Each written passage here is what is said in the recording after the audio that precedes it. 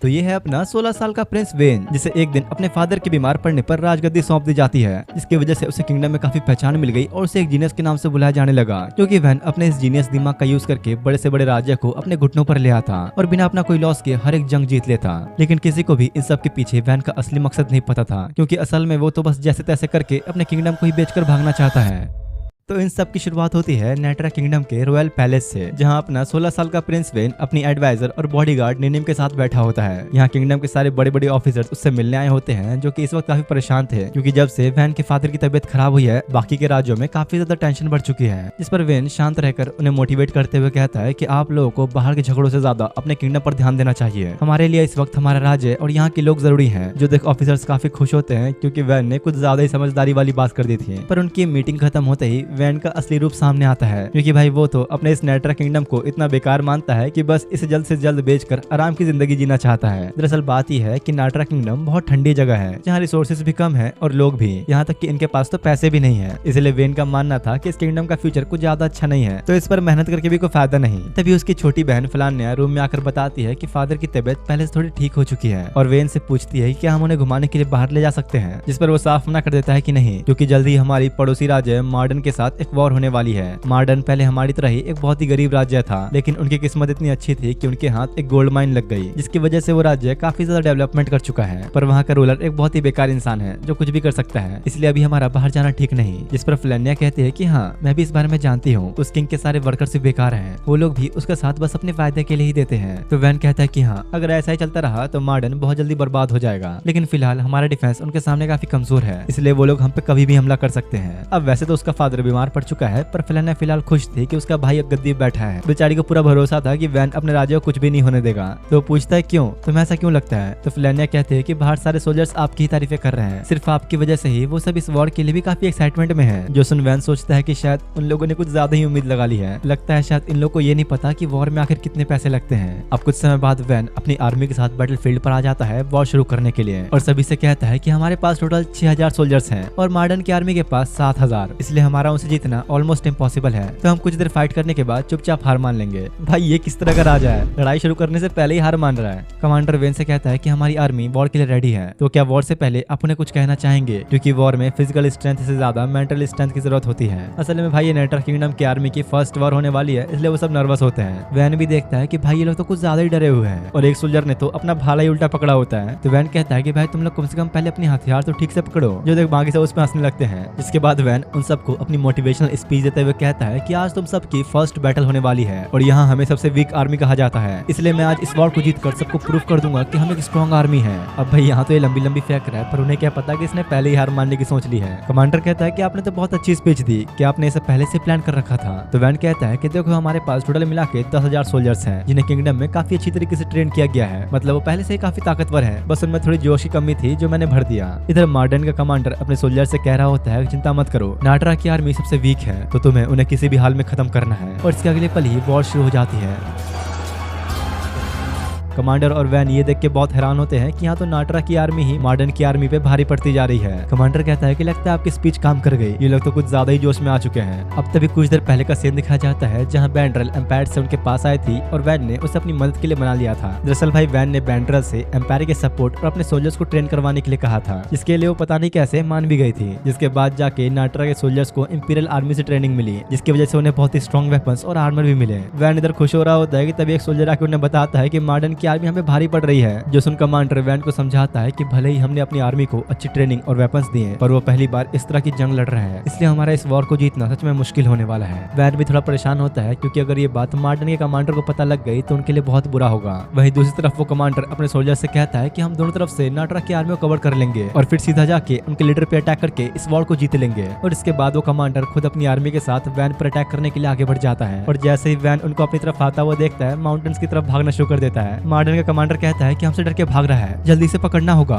लेकिन तभी पहाड़ों के ऊपर से निनिम बहुत ही सारे सोल्जर्स के साथ आ जाती है। जो देख वैन कहता है कि ये मार्डन की आर्मी सच में बहुत बेवकूफ है, और अगले ही पल निनिम के साथ सारे सोल्जर्स मार्डन की आर्मी पर हमला करने शुरू कर देते हैं, और उन्हें आपस में उलझा हुआ देखकर निनिम भी हमला कर देती है और जाकर मार्डन कमांडर का एक हाथ ही काट देती है, और उनसे कहते हैं कि अब तुम लोग की हार मान लेने में ही भलाई है, जिंदा बच जाओगे। इस पर वो कहता है कि नहीं, मैं किसी स्लेव गर्ल के आगे नहीं झुकूंगा, तुम और तुम्हारी ये प्रजाति बहुत ही ज्यादा बेकार है। जो सुन गुस्से में निनिम सीधा कमांडर का सर ही काट काट देती है और बाकी सभी सोल्जर से कहती है कि तुम्हारे लिए अच्छा ये होगा कि इसके बोले हुए आखिरी शब्द को भूल जाओ। और इसी के साथ नाइट्रा आर्मी ने वॉर जीत ली होती है। पर अब बेचारा वैन सोचे पड़ जाता है कि अब हमें क्या करना चाहिए। रात में उन सबकी मीटिंग होने पर सारे जनरल्स वैन से कहते हैं कि हमने वॉर बहुत आसानी से जीत लिया और अब हमारे पास एक बहुत ही अच्छा मौका है। हमें सीधा जाकर मॉडर्न के बाकी हिस्सों पर अटैक करके उन पे कब्जा कर लेना चाहिए। वैन सोचता है कि नहीं, इस वक्त हम बिना परफेक्ट प्लानिंग कुछ भी नहीं कर सकते, लेकिन हमारे पास मॉडर्न के रिसोर्सेज पर कब्जा करने का सबसे अच्छा मौका है। और भाई वो भी जनरल्स की बात से सहमत होते हुए मॉडर्न के गोल्ड माइन पर कब्जा करने का ऐलान कर देता है, जो सुनकर वो लोग कुछ ज्यादा ही हैरान होते हैं। तो वैन को लगा कि शायद ये लोग कहीं मना न कर दे। वैसे भी हमारे सोल्जर्स काफी थक चुके हैं, लेकिन जनरल्स को तो उसका आइडिया कुछ ज्यादा ही अच्छा लगता है, क्योंकि वो तो पहले से ही गोल्ड माइन पर अटैक करने के बारे में ही सोच रहे थे। वैन निनिम की तरफ देखता है, पर वो साफ मना कर देती है कि मैं तुम्हारी इसमें कोई हेल्प नहीं कर सकती।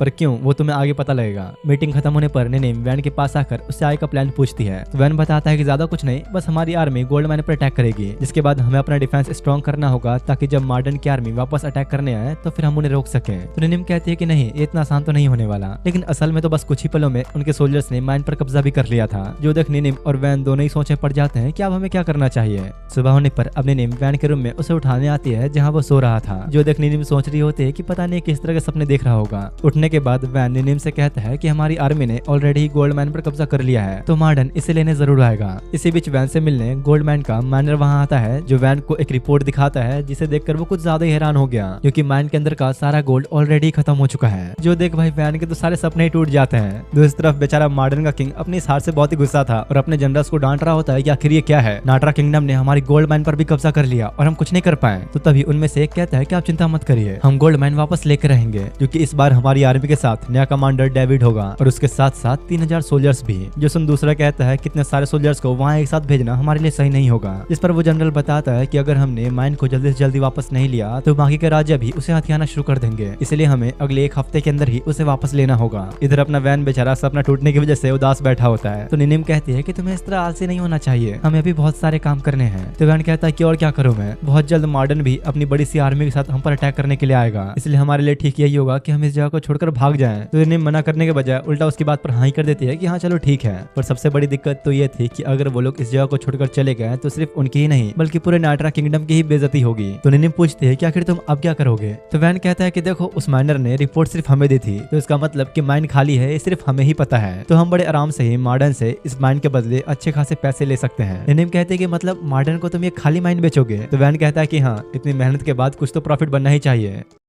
इसी बीच कमांडर बाहर मॉडर्न की आर्मी को देखता है और वैन को बताता है कि मॉडर्न की आर्मी यहाँ पहुंच चुकी है और उनके पास करीब 30,000 सोल्जर्स हैं और हमारे पास सिर्फ 5,000। तो वैन कहता है कि नहीं, इतने सारे सोल्जर्स को वो ज्यादा दिन तक यहाँ नहीं रख सकते, इसलिए बस हमें कम से कम उन्हें एक वीक तक रोक के रखना होगा, जिसके बाद तो हम लोग जीत ही जाएंगे। इधर वैन का अलग प्लान था, पर वहीं दूसरी तरफ मॉडर्न का नया कमांडर डेविड पूरी तरह से तैयार था और सभी से कहता है कि इस बार हम पहली वाली गलती नहीं करेंगे, इस बार नाटरा हमसे बचकर नहीं जा पाएगा। जिसके बाद दोनों ही आर्मीज के बीच वॉर शुरू हो जाती है, जहाँ ऑब्वियसली ज्यादा नंबर्स होने के कारण मॉडर्न की आर्मी नाटरा पर भारी पड़ रही थी। जो देख डेविड बहुत खुश होता है कि जल्दी वो लोग अपने घुटने पे आ जाएंगे, लेकिन वो ये चीज देखकर काफी हैरान था कि नाटरा की आर्मी अब तक इस वॉर में टिकी हुई है। वहीं इधर फलान्या भी इस बात से काफी हैरान थी और अपने टीचर से पूछ रही होती है कि इतने सारे सोल्जर्स होने के बावजूद वो लोग हमें हरा क्यों नहीं पा रहे हैं। तो टीचर बताता है कि देखो, असल में गोल्ड माइन एक बहुत बड़े पहाड़ के ऊपर है और वहाँ एक टाइम पर सिर्फ कुछ ही सोल्जर्स फाइट के लिए जा सकते हैं, इसलिए एक साथ इतने सोल्जर्स का जाना इम्पॉसिबल है। तो फलान्या पूछते हैं कि वो सब पीछे के रास्ते से भी तो जा सकते हैं, लेकिन असल में तो भाई पीछे का रास्ता पहले ही उन्होंने खराब करवा दिया था,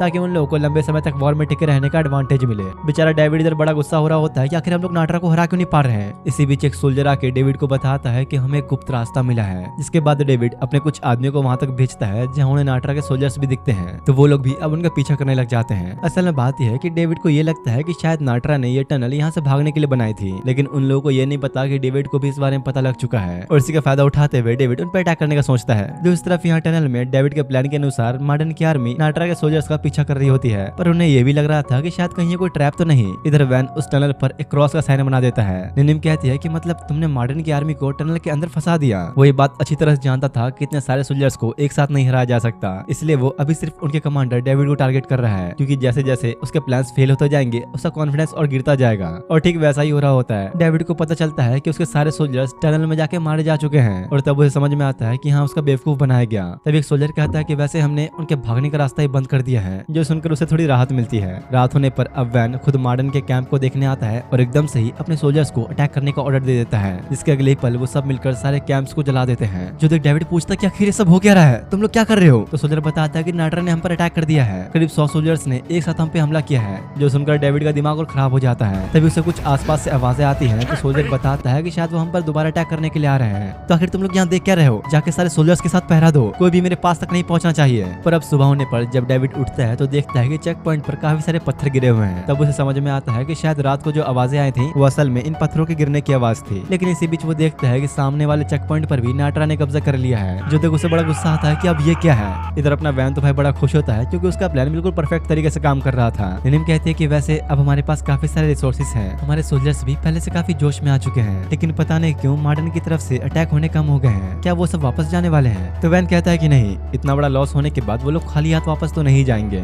लेकिन हाँ शायद कुछ दिन बाद हार मान के वापस जा सकते हैं। लेकिन निनिम यहाँ रह रहकर काफी बोर हो चुकी थी और वापस जाना चाह रही होती है। इसी बीच एक सोल्जर आके वैन को बताता है कि मार्डन की आर्मी के कुछ लोग आपसे मिलना चाहते हैं। जिसके बाद जब वो लोग उससे मिलने आते हैं तो बताते हैं कि हम लोग यहाँ पर नेगोशिएशन के लिए आए हैं, मुझे डेविड ने भेजा है और जो भी आपसे कहना है वो सब उसने मुझे बताया है। और नाइट्रा के सोल्जर्स की बेइज्जती करते हुए कहता है कि लोग तो कितने बेवकूफ हैं, इन्हें तो ढंग से लड़ना भी नहीं आता। वो वैन से कहता है कि सिर्फ कुछ शर्तों पर ही हम नाइट्रा पर दोबारा अटैक नहीं करेंगे। सबसे पहला, तुम्हें इस जगह को छोड़ना होगा। दूसरा, तुम अपने सारे वेपन्स और रिसोर्सेज यहीं पर छोड़ के जाओगे। और तो और तुमने जो भी गोल्ड यहाँ से लिया है तो वो भी यहीं छोड़ना होगा। और तीसरा, तुम्हें बिना परमिशन के लिए हमारे एरिया में आने के लिए फाइन देना होगा। जो सुनने के बाद वैन समझ जाता है कि जरूर यहाँ पर सरेंडर करने के लिए कहने आया है और साफ मना कर देता है कि नहीं, हम इन शर्तों को नहीं मानने वाले। इस पर वो आदमी बाकियों से कहता है कि तुम्हारा किंग तो सच में बहुत बेवकूफ है, इसकी जगह किसी और को बैठा दो, वही अच्छा रहेगा। और जाते जाते निनिम को देखकर वैन से कहता है कि तुम्हें इस रेन गर्ल से दूर रहना चाहिए, कोई भी नोबल इन्हें अपने पास नहीं रखता, इससे उनकी बहुत बेइज्जती भी होती है। वो निनिम के बारे में कुछ ज्यादा ही बुरा भला बोलने लगा था, जो सुनकर वैन को बहुत ही गुस्सा आता है और उससे पूछता है क्या तुम्हें ये सब तुम्हारे कमांडर ने बोलने को कहा है? तो वो कहता है कि हाँ। तो वैन कहता है कि ठीक है, अपने कमांडर को कह दो चुप कर रहने के लिए, कुछ भी हो सकता है। इधर डेविड अलग ही परेशान होता है क्योंकि उन्हें यहाँ 3 हफ्ते हो चुके थे और अब ज्यादा बिना कुछ सोचे अपनी आर्मी को सीधा नाइट्रा के ऊपर अटैक करने का ऑर्डर दे देता है। और जब एक बार दोबारा से उसने हमला करना शुरू कर दिया था तो बहुत ही खुश हो रहा होता है। चलो अच्छा है, अब नाइट्रा हमारे मामलों में टांग नहीं अड़ाएगा।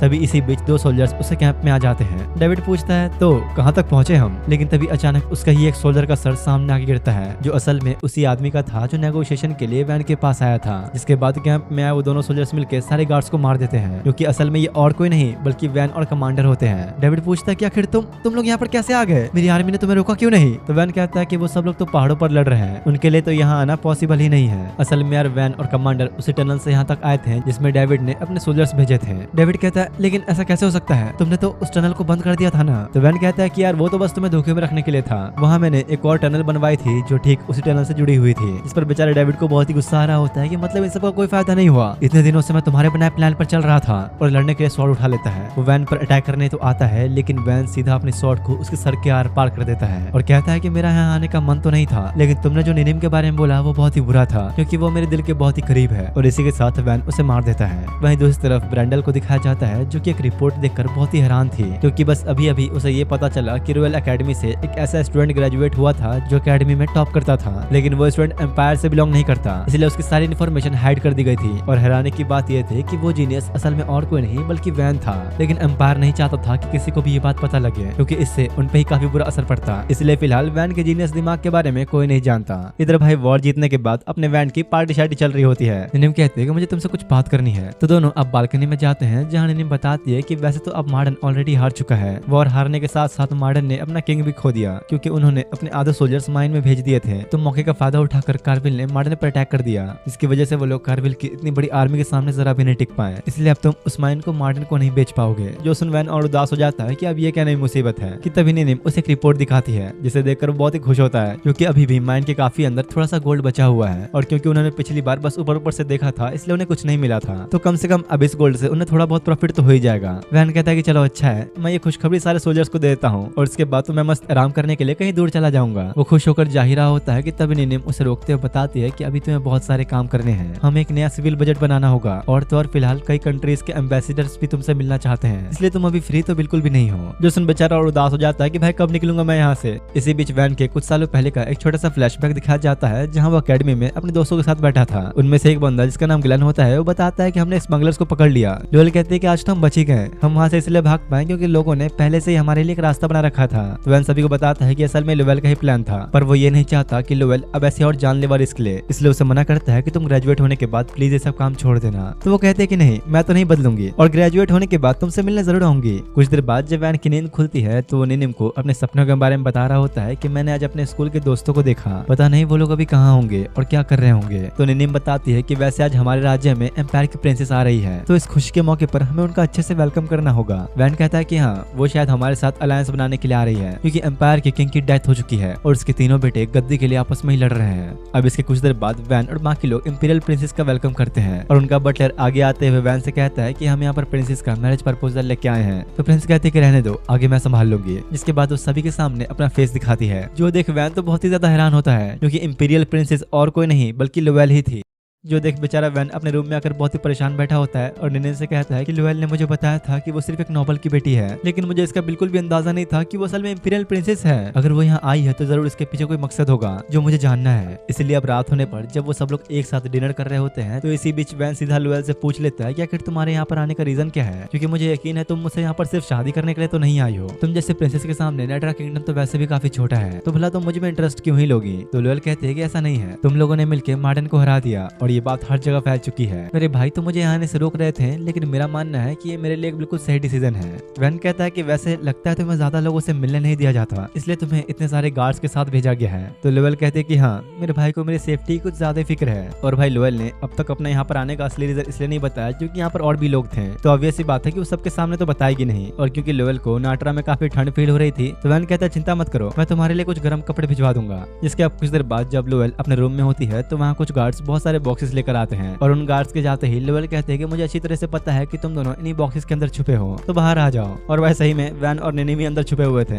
वैन पूछता है कि यार इसे कैसे पता चला। निनिम कहती है कि बेवकूफ, इतने सारे बॉक्सेस देखकर तो किसी को भी शक हो जाएगा। तो वैन कहता है ठीक है, अगली बार मैं खिड़की से आऊंगा। अच्छा, लेकिन मैं तुम्हें ऐसा नहीं करने दूंगी। उन दोनों को ऐसे बातें करते हुए देख लोवेल खुश हो जाती है और वैन से कहती है कि मुझे ये देख के बहुत अच्छा लगा कि तुम दोनों एक साथ हो। वैसे हाँ, मैं बताना भूल गया, पर निनिम भी वैन और लोवेल की स्कूल फ्रेंड है, पर फिर भी वो लोवेल की रिस्पेक्ट करते हुए उसे प्रिंसेस कह रही होती है। तो लोवेल मना करते हुए कहते हैं कोई बात नहीं, तुम मुझे मेरे नाम से बुला सकती हो। तीनों आपस में बातें कर रहे होते हैं कि एकदम से ब्रेंडल आ जाती है, जिसे लोवेल एम्पायर से अपने साथ लेकर आई थी और उससे कहती है कि अगर कोई मेरे बारे में पूछना है तो उसे कह देना मैं सो चुकी हूँ, और चली जाती है। तो वैन लोवेल से पूछता है क्या तुमने कुछ दिनों पहले ब्रेंडल को यहाँ इन्फॉर्मेशन इकट्ठा करने के लिए भेजा था। तो लोवेल बताती है कि असल में ब्रेंडल फॉरेन अफेयर्स में काम करती है, इसलिए मैंने उसे अपने अंडर रख रखा है, क्योंकि मुझे पता है कि इससे मुझे काफी फायदा होगा। पर अब ज्यादा टाइम वेस्ट न करते हुए वैन एक बार दोबारा उससे पूछ लेता है कि आखिर तुम्हारे यहाँ पर आने का रीजन क्या है। तो लोवेल कहती है कि तुमने तो देखा ही है, किंग के मरने के बाद मेरे तीनों भाई इस पोजीशन के लिए आपस में ही लड़ रहे हैं, इसलिए मैं चाहती हूँ कि हम दोनों ही मिलकर एम्पायर पर अटैक करें। इस पर वैन पूछता है कि मतलब तुम चाहती हो कि मैं तुम्हें एम्परर बनने में हेल्प करूँ, लेकिन नेटरा तो खुद एक बहुत ही छोटा किंगडम है, तुम्हें इससे कोई फायदा नहीं होगा। लोवेल कहते हैं कि देखो तुम भी अच्छी तरह से जानते हो कि एम्पायर तुम्हारे इस राज्य को बस एक ही बार में खत्म कर सकता है, लेकिन इस वक्त वो आपस में ही लड़ रहे हैं, इसलिए तुम्हारे पास अभी हमारे साथ जुड़ने का ये बहुत ही अच्छा मौका है। असल में यार बात यह है कि अभी कोई और राज्य एम्पायर की हेल्प नहीं कर रहा, इसलिए लोवेल खुद बारी बारी अपने दोस्तों के पास जाकर उनसे हेल्प मांग रही है। जो सुनने के बाद वैन थोड़ा सोचता है कि मुझे क्या करना चाहिए, तो आखिर में वैन मान ही जाता है। पर कमरे से बाहर निकलने के बाद वैन निनिम को बताता है कि अभी तक इसने हमें अपना असली मकसद नहीं बताया। मुझे ऐसा लग रहा है कि लोवेल यहाँ इसलिए आई है क्योंकि नाटरा में जल्दी कुछ वेपन्स आने वाले हैं, लेकिन अभी मुझे सिर्फ इस बात पे शक है, कंफर्म नहीं कह सकता। तभी सामने से ननाकी आकर निनिम से कहती है कि फलाना ने तुम्हें बुलाया है, और भाई ननाकी असल में फलाना का बॉडीगार्ड है। जिसके अब कुछ देर बाद निनिम फलाना से मिलने जाती है, जहाँ वो उसे कहती है कि जल्दी मेरे भाई की प्रिंसेस लोवेल के साथ शादी होने वाली है, लेकिन मुझे हमेशा लगता था कि मेरा भाई तुमसे ही शादी करेगा क्योंकि तुम दोनों शुरू से ही साथ हो। तो निनिम मना करती है कि देखो ये पॉसिबल नहीं है, क्योंकि मैं एक फ्लैम हूँ और सोसाइटी मुझे कभी एक्सेप्ट नहीं करेगी। भले ही वैन मुझे पसंद करता हो, लेकिन अगर उसने मुझे शादी के लिए कहा तो मैं इसे अच्छा अपनी जान लेना पसंद करूंगी। जो सुन फ्लैना बहुत डर जाती है। तो निनिम आप बात को थोड़ा बदलते हुए कहते हैं कि तुम्हें अपनी पढ़ाई पर ध्यान देना चाहिए, अभी जल्दी तुम्हारे एग्जाम्स आने वाले हैं, तो तुम्हें पढ़ने के लिए अपने भाई के पास जाना चाहिए। तो फ्लैना निनिम को भी साथ चलने के लिए कहने लगती है, तो वो कहती है कि नहीं, मुझे कहीं और जाना है। और निनिम को भाई कहीं और नहीं, लोवेल से मिलने आना था, और वहाँ ब्रेंडल भी होती है, जहाँ वो उन दोनों से उनके अकेडमी की लाइफ के बारे में पूछती है। तो लोवेल बताती है कि दरअसल हमारे ग्रुप में हम तीनों के अलावा ग्लेन और स्टैंक नाम के दो और बंदे थे। हम सभी अकेडमी में काफी फेमस भी थे, लेकिन एक दिन जब किसी स्टूडेंट ने निनिम के फ्लैम होने पर उसकी इंसल्ट की थी, तो वैन ने उसे लड़ाई में बुरी तरह मार के हराया था। तो निनिम कहते हैं कि हाँ सही कहा, लेकिन साथ ही लोवेल के पीछे भी काफी सारे नोबल्स पड़े रहते थे, और उनमें से जो सबसे ज्यादा लोवेल को पसंद करता था वो एंकल का बेटा था, जो लोवेल को बहुत सारे गिफ्ट भेजा करता था। लोवेल कहते हैं कि हाँ, वो मेरे पीछे ही पड़ा हुआ था, मुझे उसने काफी सारे गिफ्ट भेजे, शायद उसे अभी ये बात पता होगी कि मैं यहाँ आई हूँ। अब भाई ये एंकल कौन कौन है इसके बारे में तुम्हें वैन से पता लगेगा। जहाँ वो अपनी बहन से पूछ रहा होता है कि क्या तुम्हें एम्पायर के बारे में पता है, तो फ्लैन बताते हैं कि हाँ, मैंने पढ़ा था कि काफी सारे किंगडम्स एक साथ मिलकर एम्पायर बने थे। तो वैन कहता है कि चलो ठीक है, आज मैं तुम्हें एंगटल के बारे में बताऊंगा, जिसे अब तक का सबसे बड़ा धोखेबाज कहा जाता है। असल में हुआ ये था कि जब सालों पहले साउथ के सारे नेशंस पर एम्पायर ने कब्जा कर लिया था, तो वो ईस्ट के देशों को भी अपने अंडर लेना चाहता था। लेकिन जब ये बात ईस्ट वालों को पता चली तो उन्होंने मिलकर एम्पायर के खिलाफ एक अलायंस बना ली, और सिर्फ इस अलायंस की वजह से ही एम्पायर उन्हें पूरी तरह खत्म नहीं कर पा रहा था। लेकिन तब एंजेटल का एक किंग एम्पायर की हेल्प करने लगा, जिसकी सपोर्ट की वजह से एम्पायर को वक्त और ताकत मिली, और उसके साथ मिलने की वजह से ही एम्पायर ने ईस्ट के सारे राज्यों को एक एक करके खत्म कर दिया, और जो भी नोबल्स एम्पायर के खिलाफ थे उन सबको ही सजा दी गई। इसी वजह से एंगटल और एम्पायर के बीच अच्छा रिलेशन भी बन गया। लेकिन किंग के मरने के बाद अब उसके बेटे उस गद्दी के लिए लड़ रहे हैं। भले ही वो लोग एज में वैन से बड़े हैं, लेकिन सच में बहुत बेवकूफ हैं। वो पूरी तरह अपनी आर्मीज पे ही डिपेंड करते हैं। वैन ये सब बता ही रहा होता है कि तभी एक गार्ड आके उसे बताता है कि हमें कुछ वेपन्स मिले हैं जो शायद किसी बाहर के राज्य से आए हैं, क्योंकि ऐसे वेपन्स हमारे किंगडम में तो नहीं बनते। जो सुन वैन कहता है कि मुझे लगा ही था,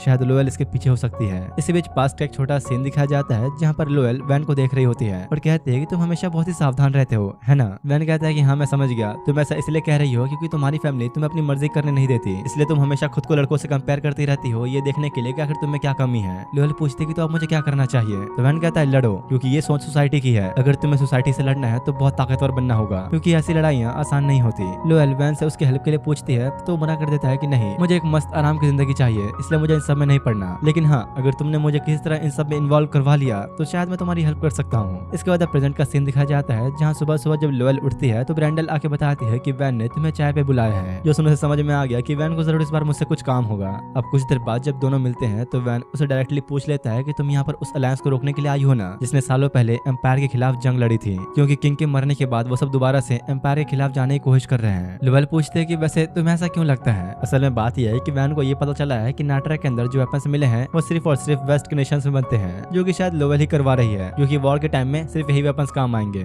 लोवेल कहती है कि तो तुम्हें मुझ पे शक है, ऐसा भी तो हो सकता है कि शायद ये वेपन्स मेरे भाई ने ऑर्डर किए हों। वैन कहता है कि नहीं, तुम्हारे भाइयों में से किसी ने भी ये नहीं किया, क्योंकि वो वेपन्स पहले से ही डिवाइड हैं। अगर तुम्हारे भाइयों ने ऑर्डर किया होता तो यहाँ पर इसके 4 गुना वेपन्स होते हैं। जैसे आखिरी में लोवेल मान ही लेते कि हाँ ये मैंने ही किया है, मैं तुमसे ज्यादा स्मार्ट नहीं हो सकती। वैन कहता है कि देखो मैं जानता हूँ, अगर उन्होंने एम्पायर पर कब्जा कर लिया तो वो तीनों प्रिंस को ही मार देंगे। तुम्हें ये बात समझ में आ गई थी और तुमने अपने भाइयों को भी बताया होगा, लेकिन उन्होंने तुम्हारी बात मानी नहीं, क्योंकि ऑब्वियस सी बात है कि फैमिली में तुम सबसे छोटी हो। लोवेल कहती है कि देखो मार्कस और एंगेटल दोनों ही एम्पायर के सबसे बड़े सपोर्टर रह चुके हैं, लेकिन मुझे ऐसा लगता है कि वो लोग कभी भी हमें धोखा देके एम्पायर को खत्म कर सकते हैं, इसलिए मैं उन दोनों ही देशों के बीच वॉर करवाना चाहती हूँ। वैन कहता है अच्छा, इसलिए तुम नाटरा और एंगेटल के बीच फाइट करवाना चाहती हो ताकि नाटरा भी खत्म हो जाए। मोटा मोटी बात यहाँ पर ये थी कि वैन उसकी हेल्प नहीं करना चाहता था, इसलिए उससे कह रहा होता है कि अगर मैं अभी तुम्हारा प्लान बर्बाद करके तुम्हें मार्कस के हवाले कर दूं तो मेरी तो सारी परेशानी खत्म हो जाएगी, जिसके बाद मुझे उन दोनों से भी कोई खतरा नहीं होगा। पर लोवेल को लग रहा था कि निनिम की वजह से वैन ऐसा कभी नहीं करेगा, क्योंकि वो लोग फ्लेम रेस के लोगों को एक स्लेव जैसे ट्रीट करते हैं, जिनसे वैन सबसे ज्यादा नफरत करता है। पर उसका ये अंदाजा गलत था, क्योंकि वैन ने पहले ही मार्कस और एंगेटल को एक लेटर भेजकर इन्फॉर्म कर दिया है कि लोवेल नाटरा में है।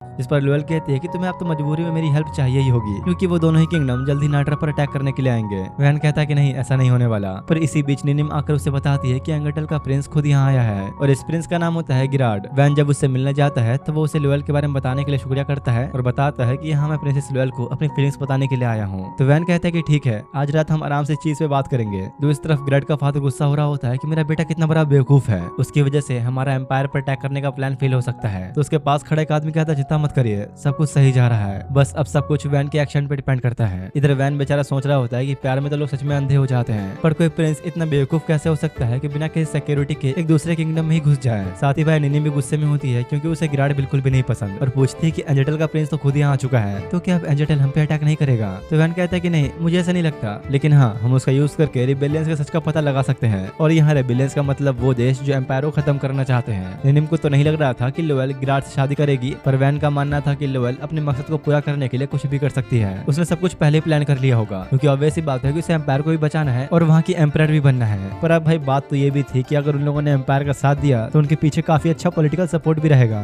इधर लोवेल ब्रैंडल से कह रही होती है कि मैं खुद गिराड के पास जाकर उसे सच पता करूंगी, अगर मैंने उसे रेबेलियंस का सच बता दिया तो शायद वो हमारा साथ दे सकता है। लेकिन ब्रैंडल को लग रहा था कि अगर उन्हें गिराड का सपोर्ट मिल भी गया तो भी जीतना मुश्किल है। तो लोवेल कहती है कि बस इसलिए तो मुझे वैन की हेल्प चाहिए। इधर वैन को भी यकीन होता है कि लोवेल अपने सारे हथकंडे भी अपनाएगी, लेकिन मैं उन्हें कभी भी एम्पायर के खिलाफ वॉर में नहीं भेजूंगा। और इस बात का अंदाजा लोयल को भी हो चुका था और कहती है कि मुझे अच्छी तरीके से पता है कि वैन हमें सोल्जर्स नहीं देगा, वो हमारे खिलाफ ही गिराड का यूज करना चाहेगा, लेकिन मैं उसका प्लान फेल करके रहूंगी। इसके बाद अब रात में वो सब डिनर पे होते हैं और वैन गिराड से दोस्ती करने के लिए उसकी भर की काफी सारी तारीफें कर रहा होता है, जिस पर वो बेवकूफ भी बड़ी जल्दी खुश हो गया। तो वैन कहता है कि अब आपको लोयल के साथ अपनी मैरिज अनाउंस कर देनी चाहिए। इस पर वो कहती है कि अभी नहीं, मैं खुद एम्पायर जाकर ये अनाउंस कर दूंगी। एक तरह से भाई यहाँ पर वैन गिराड को बढ़ा चढ़ाकर लोयल के मजे ले रहा था। इसी बीच वो वैन से पूछता है क्या तुम्हें स्वॉर्ड चलानी आती है, जो सुनिए बेवकूफ वैन को अनाड़ी समझ के उसे एक स्वॉर्ड बैटल के लिए चैलेंज कर देता है, जिसके लिए लोयल भी एक्साइटेड होती है कि हाँ मुझे से मजा आएगा। वैन सोच रहा होता है कि नहीं, मुझे एलेंगेटल के साथ अच्छे रिलेशन बनाने हैं, लेकिन मैं इस तरह अपनी बेइज्जती भी नहीं करवा सकता। इसलिए वैन मैच को एक ड्रॉ पर रोकने का डिसाइड करता है। अब इससे पहले कि दोनों के बीच फाइट शुरू होती, अचानक से गिराड का पैर फंस जाता है और पहला अटैक वैन पे करता है। पर जैसे ही वैन अब अटैक करने के लिए अपनी स्वॉर्ड ऊपर उठाता है, गिराड की स्वॉर्ड के साथ साथ वो भी नीचे गिर जाता है। लोयल परेशान हो रही होती है कि भाई इस पागल को जीतने के लिए आखिर किसने कहा था, जीता क्यों।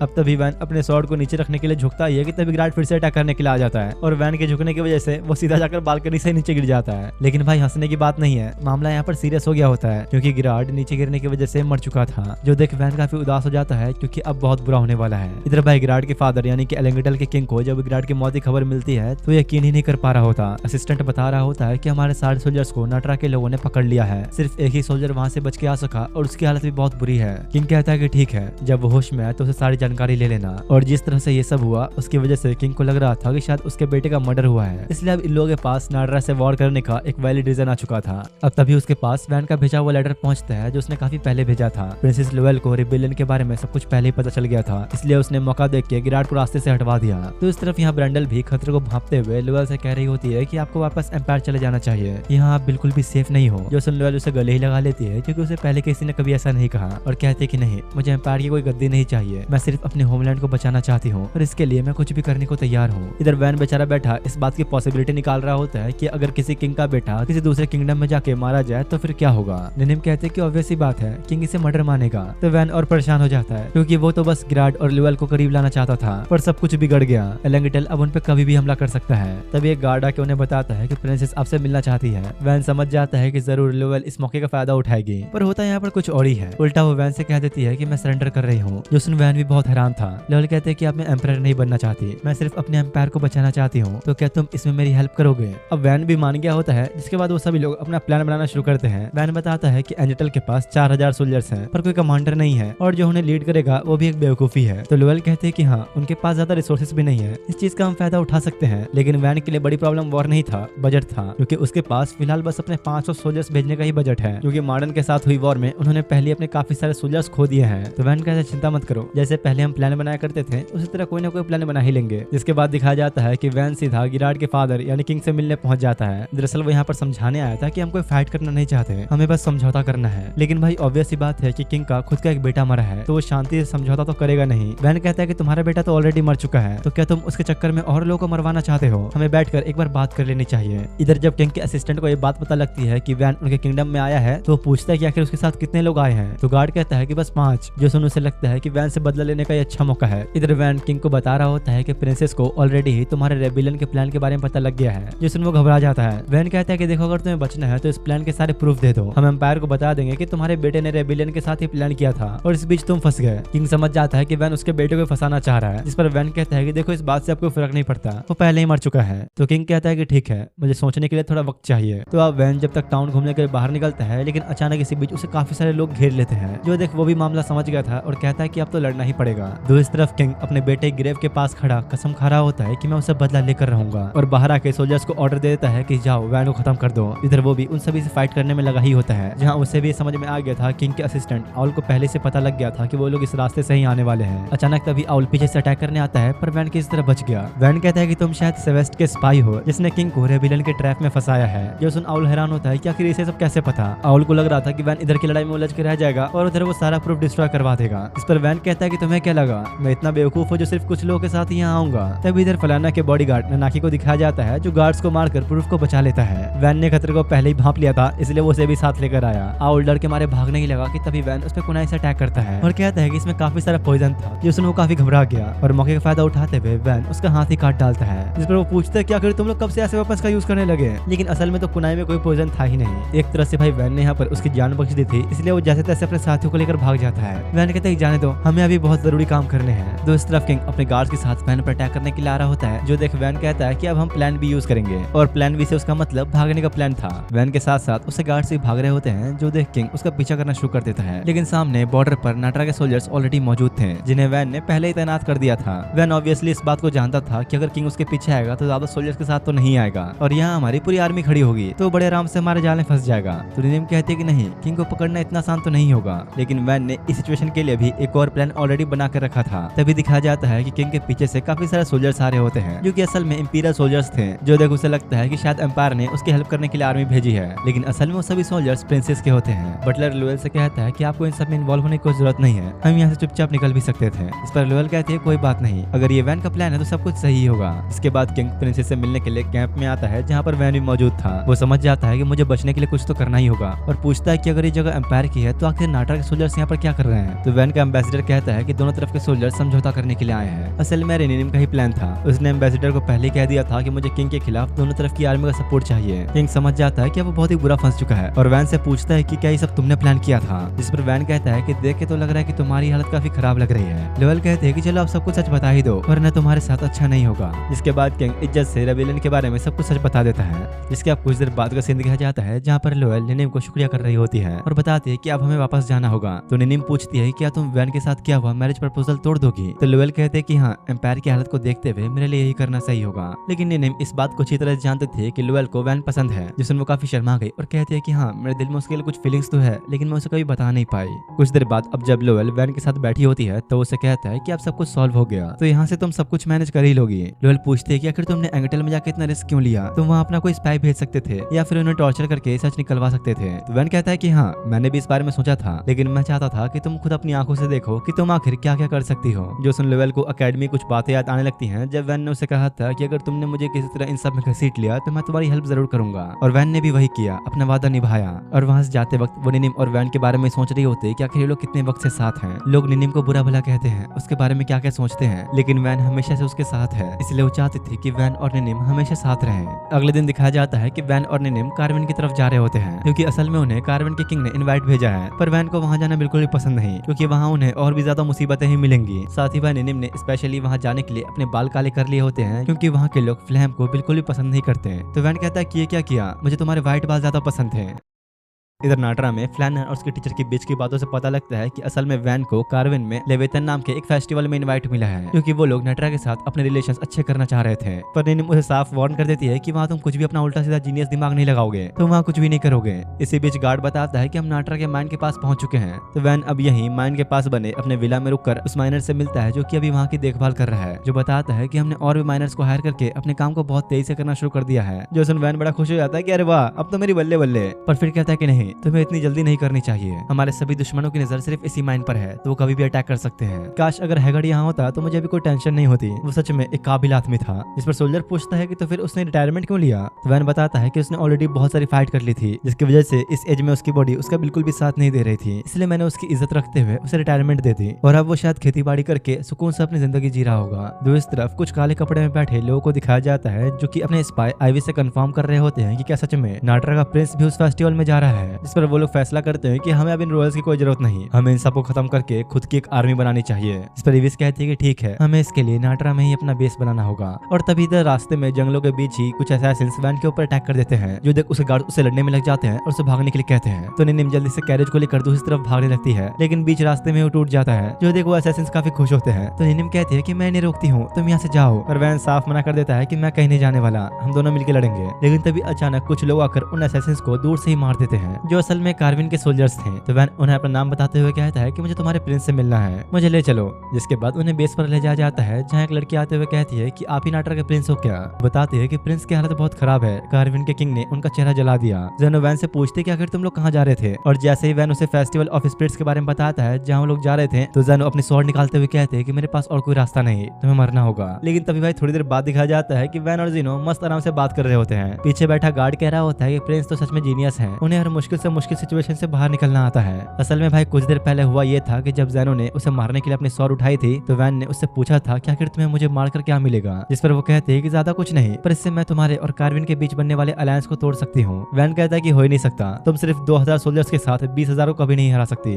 मेरे पास तुम्हारे लिए एक फायदे का सौदा है, तो हम मिलकर काम कर सकते हैं। तुम अपने कुछ सोल्जर्स को मेरे साथ कार्विन भेज दो ताकि मैं ये पता लगा सकूं कि आखिर कार्विन के लोगों ने मुझ पर हमला क्यों किया। तो ज़ेनो पूछते हैं कि तुम्हें कैसे पता कि वो कार्विन के लोग थे। तो वैन कहता है कि वही तो, मुझे उसके बारे में ज्यादा पता नहीं है, इसलिए मुझे कुछ लोग चाहिए जिसके साथ मैं वहाँ जा सकूं। और तो और वहाँ होली लाइट्स भी होंगे, तो मैं उनसे बात करके उनसे भी हेल्प ले सकता हूँ। जो सुन ज़ेनो बात मान लेती है, पर फिर भी कहती है कि मैं तुम पे इतनी आसानी से विश्वास नहीं कर सकती। तो वैन कहता है कि देखो, हम ट्रस्ट किसी पे तभी कर सकते हैं जब उसे तोड़ने का चांस बहुत ही ज्यादा हो। जिसके बाद वो सब लोग टेस्टोरिया पहुंच जाते हैं, जो कि असल में कार्विन का कैपिटल है। वो लोग एक जगह रुकते हैं जहाँ वैन उन्हें अपना प्लान बताता है कि मैं सबसे पहले कार्विन के किंग से एक्लम के साथ मिलने जाऊंगा। हम बस 2 लोग वहाँ जाएंगे और निनिम को इधर सारी जानकारियां इकट्ठा करने का काम करना होगा। और वैन ज़ेनो को भी निनिम के साथ मिलकर काम करने के लिए कहता है। जिसके बाद वैन और सर गार्ड एक्लम कार्विन के कमांडर के साथ किंग से मिलने के लिए जा रहे होते हैं। और जैसे ही वो पहले से पहुंचे, गार्ड अपनी स्वॉर्ड निकालने लगता है। तो वैन रोकता है कि नहीं, अभी लड़ने का सही वक्त नहीं है, हमें यहाँ दिमाग से काम लेना होगा, जरा से भी गलती हमारी जान ले सकती है। वैन नोटिस करता है कि कमांडर के साथ वाले सोल्जर के हाथ पर चोट लगी थी, और क्योंकि जिसने कुछ समय पहले उन लोगों पर अटैक किया था उसके हाथ पर भी एक एरो लगा था, तो इसलिए वैन को शक होता है कि शायद ये वही सोल्जर है, पर फिलहाल उसके पास कोई प्रूफ नहीं। जिसके बाद अब दोनों किंग से मिलने पहुंचते हैं, जो वैन को देखकर काफी खुश होता है और कहता है कि फाइनली तुम आ गए, मैं तुमसे काफी टाइम से मिलना चाहता था।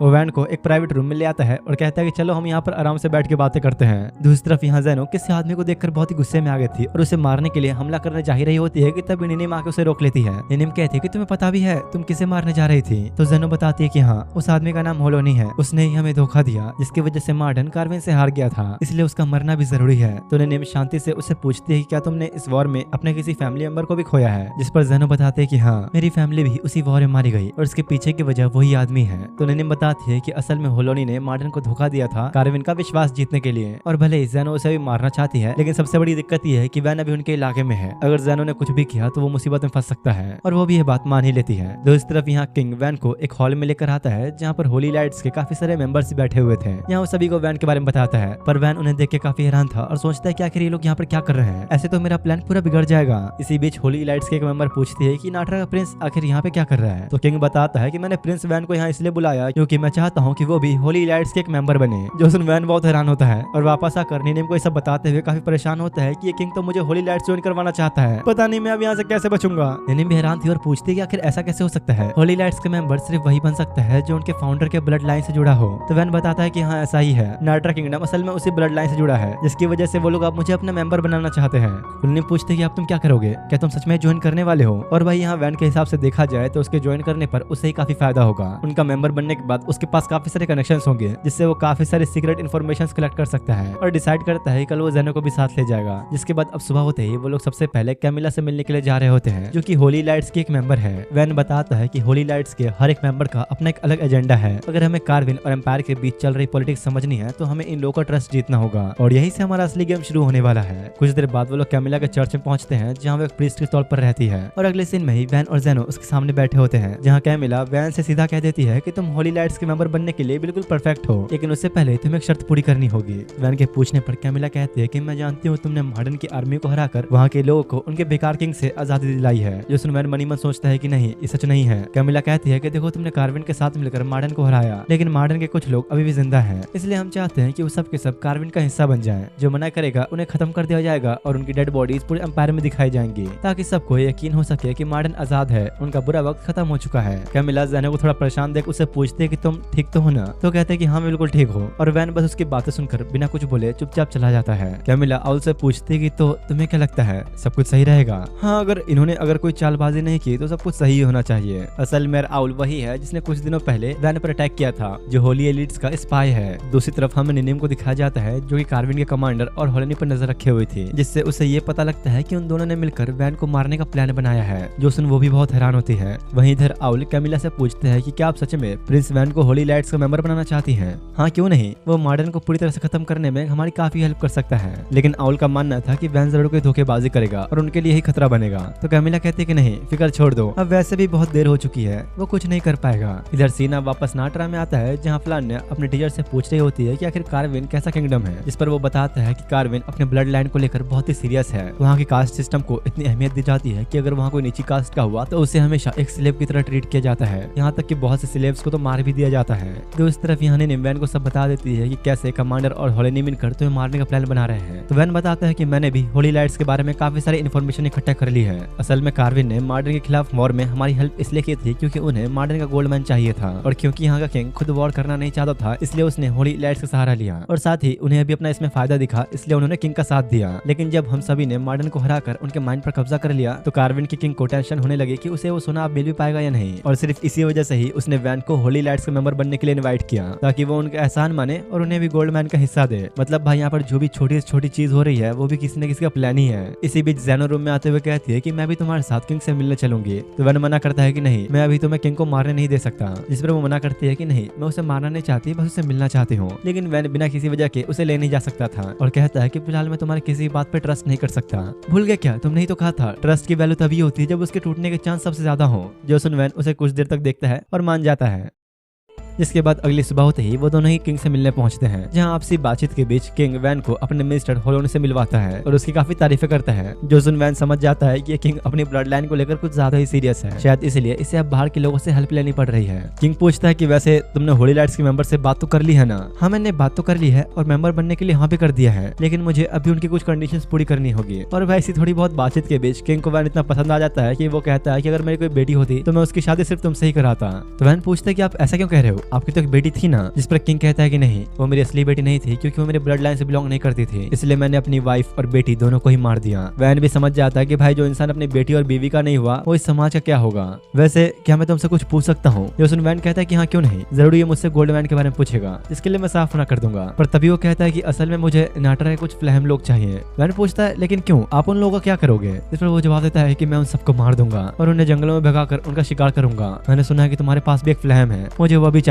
ये सब सुनकर भाई वैन का गुस्सा आउट ऑफ कंट्रोल ही हो चुका था, लेकिन फिर अपनी फीलिंग्स को कंट्रोल करते हुए कहता है कि मैं समझ गया मुझे क्या करना है। जो देख किंग को लगा कि शायद वैन मान गया, लेकिन अगले ही पल वैन उठकर एकदम से उस पर अटैक कर देता है। किंग कहता है कि तुम्हें क्या कर रहे हो, भूल गया कि मैं होली लाइट्स का एक मेंबर हूँ। लेकिन अगले ही पल वैन बिना कुछ सोचे उसे जान से मार देता है। रकलम अंदर आके देखता है और कहता है कि ठीक है, मैं जब तक बाहरी गार्ड्स को रोकता हूँ। वैन ज़ेनो से पूछता है तो तुम्हें इससे बदला लेना था ना, इसके साथ तुम जो करना चाहती हो वो कर सकती हो। और अगले ही पल ज़ेनो होलोनी को भी जान से मार देती है। जिसके बाद शाम होते ही वैन निनिम को लेकर कार्विन से निकल जाता है। तो निनिम कहती है कि तो हमारे प्लान में नहीं था, किंग तो होली लाइट्स का एक मेंबर था, तो तुमने भला उसे क्यों मारा? इस पर वैन बात घुमाते हुए कहता है कि सब छोड़ो, पहले हमारा यहाँ से निकलना जरूरी है। और भाई वैन निकलने से पहले कार्विन को बर्बाद करने का सारा प्लान बनाकर निकला था, इसलिए फिलहाल कोई भी उन लोगों के पीछे नहीं आने वाला। और तभी कार्विन का सीन दिखाया जाता है जहाँ पूरे पैलेस में आग लग गई होती है और साथ ही हर जगह ये अफवाह फैल गई होती है कि होली लाइट्स के मेंबर्स में से किसी एक ने किंग को मार डाला। जो इस तरफ आउल कैमिलिया से पूछ रहा होता है कि क्या वैन को इस तरह जाने देना सही रहेगा, तो वो कहते हैं कि हाँ, हम इसके अलावा और कर भी क्या सकते हैं, हमारे एक मेंबर ने ही किंग को मार डाला, जिससे अब कार्विन काफी कमजोर हो चुका है। मैं ये सब देखकर खुश तो बहुत हूँ, पर मैं भी इसका हिस्सा नहीं बन सकती। इसी बीच इधर निनिम को एक लेटर मिलता है जिसमें लिखा था कि नाटरा के सभी सोल्जर्स वैन के खिलाफ हो चुके हैं और इसलिए उनके लिए अब सारे बॉर्डर्स भी बंद हो चुके हैं। जो सुन वैन कहता है कि हाँ, ये तो होना ही था। कमांडर हैगर के जाने के बाद सबको ऐसा लगने लगा है कि वो अपनी मर्जी चला सकते हैं। रकलम आके बताता है कि पहाड़ों का रास्ता कुछ चट्टान गिरने की वजह से बंद हो चुका है और उसे ठीक होने में करीब 10 दिन लगेंगे। इस पर वैन कहता है कि नहीं, हम वक्त नहीं गवा सकते, हमें तुरंत ही नाटरा के लिए निकलना होगा। और निनिम से कहता है कि मुझे ज़ेनो से कुछ जरूरी बात करनी है, तो तुम उसे लेकर आओ। अगले दिन कार्विन का कमांडर लेबर्ट अपने सोल्जर्स के साथ जंगल में वैन को ढूंढ रहा होता है। थोड़ी दूरी पर ही उन रास्ते में काफी सारा सामान मिलता है क्योंकि वैन और बाकियों ने यहीं पर रात गुजारी थी। जो देख उसे यकीन हो गया कि वो ज्यादा दूर नहीं गया होगा, हमें उसका पीछा करना चाहिए। अब उसी रास्ते पर जब लोग आगे बढ़ते हैं तो उन सभी को एक आर्मी दिखती है। जो देख लेबर्ट भी सोचे पड़ गया कि आखिर किस किंगडम की आर्मी है, क्योंकि फिलहाल उनके पास कोई झंडा नहीं था। लेकिन इसी बीच उनके पीछे से एक और आर्मी आ जाती है, मतलब वो लोग बुरी तरह फंस चुके हैं। तो लेबर्ट सभी से कहता है कि रुको मत, हमें लड़ते हुए आगे बढ़ना होगा। दूसरी तरफ आइविस एक पेड़ पे खड़ी कह रही होती है कि प्रिंस वैन तो हमारे जाल में फंस ही गया। ये ट्रैप असल में बिछाया गया था वैन के लिए, इसलिए आइविस को ऐसा लग रहा होता है कि वैन उसमें फंस चुका है। पर भाई वो तो आराम से खड़े सब देख रहे होते हैं। पर फिलहाल वैन के अलावा यहाँ पर किसी को भी कोई अंदाजा नहीं था कि आखिर यहाँ पर चल क्या रहा है। तो वैन बताता है कि ये सब नाटरा के रेबिलियंस हैं जो हमारे लिए बॉर्डर्स को ब्लॉक करके बैठे थे, इसलिए मैंने भी चालाकी से काम लेते हुए कार्विन को इस ट्रैप में फंसा दिया। निनिम कहती है कि अब तो रास्ता साफ है, हमें निकल जाना चाहिए। इस पर वैन मना कर देता है कि नहीं, हम इन रेबिलियंस को खत्म करे बिना नहीं जाएंगे। लेकिन इतने कम सोल्जर्स के साथ तो ये बहुत ही मुश्किल है, हम इन्हें हराएंगे कैसे? निनिम ये बोल ही रही होती है कि तभी दूसरी तरफ से कमांडर हैगर अपनी आर्मी के साथ तेजी से आ रहा होता है। जो देखो सभी हैरान हो जाते हैं क्योंकि हैगर तो रिटायर हो चुका था। असल में भाई बात यह है कि वैन को अच्छे से पता था कि हैगर के रिटायर होने की खबर सुनकर उनके सारे दुश्मन बाहर आ जाएंगे, इसलिए उसने झूठ मूठ की एक खबर या फिर कह लो अफवाह फैलाई। और जैसा उसने सोचा था, हैगर सभी रेबेलियंस को मारने के साथ साथ कार्विन की आर्मी को भी खत्म कर देता है, यहाँ तक कि लेवर्ट को भी मार देता है। कुछ समय बाद अब जब वैन वापस नाटरा आकर अपने काम में बिजी होता है कि तभी मार्डन का प्रिंस उससे मिलने आता है। लेकिन जब वो वैन के सामने आकर अपना चेहरा दिखाता है तो उसे पता लगता है कि मार्डन का कोई प्रिंस है ही नहीं, ये तो एक प्रिंसेस है जिसका नाम है जेनोविया। वॉर की वजह से रॉयल फैमिली में अब सिर्फ वही बची है। उसने अपनी पहचान छुपाकर मार्डन के लोगों में हौसला देकर अपनी आर्मी को वापस खड़ा किया ताकि किंगडम को बचा सके। जेनोविया बताती है कि मेरे फादर हमेशा से ही मुझसे नफरत करते थे, इसलिए उन्होंने मुझे सालों पहले ही पैलेस से दूर भेज दिया था, जिसकी वजह से मैं वॉर में बच गई। दूसरी तरफ यहाँ कैमिलिया को जानकारी मिलती है कि मार्डन की बची हुई आर्मी अब नाटरा का साथ दे रही है। आइविस खुद को ही दोष देते हुए कहते हैं कि मुझे माफ कर दीजिए, ये मेरी ही गलती है कि मैंने उसके प्लान को ढंग से नहीं समझा। इस पर कैमिलिया कहते हैं कि अब ये सब छोड़ो, हमें शुरू से अब एक नया प्लान बनाना होगा और इस बार कोई कमी नहीं रहनी चाहिए। दूसरी तरफ यहाँ कैमिलिया वैन के पास खड़ी उससे कहती है क्या मैं आपसे एक फेवर मांग सकती हूँ? तो वैन कहता है हाँ हाँ क्यों नहीं, बोलो बोलो। वैन को लग रहा था कैमिलिया मार्डन को अब उसके हवाले करने वाली है। अरे वाह क्या बात है, अब मार्डन पर भी मेरा ही राज होगा। लेकिन असल में तो भाई कैमिलिया उससे कुछ और ही फेवर मांगती है। वो चाहते थे कि नाटरा मार्डन को अपना वेसल स्टेट बना ले। वेसल स्टेट का मतलब ये है कि मार्डन पूरी तरह से वैन के अंडर नहीं रहेगा, बस वैन और कैमिलिया एक साथ जुड़ जाएंगे और वैन को ही मार्डन की सारी देखभाल करनी होगी। यानी कि एक तरह से कैमिलिया का ही फायदा है, उसे अपनी राजगद्दी भी नहीं खोनी पड़ेगी और वैन का साथ भी मिल जाएगा। जो सुन बेचारा बहुत परेशान हो जाता है कि भाई अब मैं क्या करूं, मैं तो उल्टा और यहाँ फंस गया। सोल्जर बातें कर रहे होते हैं जिसने हम पे अटैक किया, आज हम उसी के साथ जुड़ रहे हैं। ऐसा कुछ तो पिछले 200 सालों में पहली बार हो रहा है। लेकिन भाई वैन इस चीज से बिल्कुल भी खुश नहीं था क्योंकि अब उसकी शांति भंग होने वाली है। और बस यहीं पर इस वीडियो का पार्ट 1 एंड होता है। अगर तुम लोग को ये एनीमे थोड़ा बहुत भी अच्छा लगा तो एक लाइक करते हुए जरूर जाना। इसका अगला पार्ट चाहे तो उसके लिए कमेंट जरूर कर देना। बाकी मिलते हैं अगली वीडियो में।